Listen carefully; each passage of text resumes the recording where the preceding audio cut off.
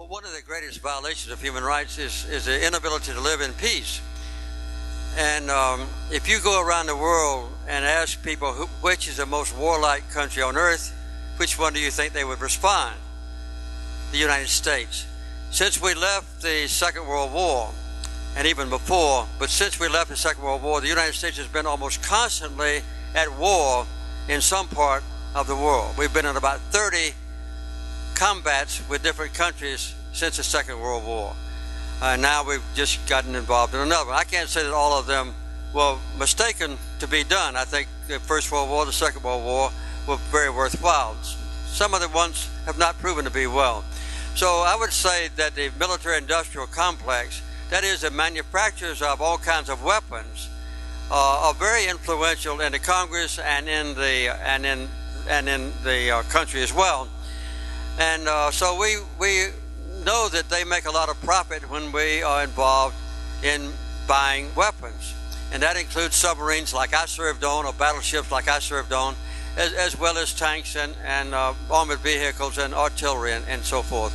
So this is something about which all Americans need to guard. I happen to be a Christian, maybe many of you are as well, and we profess to worship the Prince of Peace, not the Prince of War. And I think whenever we have a chance as individual citizens to make a choice between going to war and trying to avoid armed conflict whenever it's possible, we ought to lean in that direction. When I was elected running against Gerald Ford,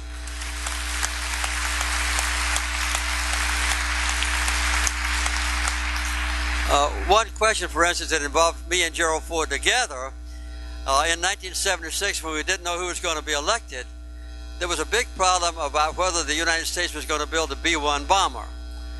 And we agreed and announced publicly that no matter which one of us was elected, in June of 1977, our first 6 months in office, we would announce either to build or not build the B-1 bomber. And I happened to be elected, and in June, after studying it a lot, I announced we would not build the B-1 bomber, and we didn't. But they had planned it so that little parts of the B-1 bomber were built in all the congressional districts of the very important members of Congress. It's not an accident. And then when my successor came in office, I won't call his name, but he's from California, and his first name is Ronald. He said, we'll build a B-1 bomber anyway. So we built 100 of those and never used them. So that's how powerful the arms manufacturers can still be and influence Congress to build weapons that we don't need.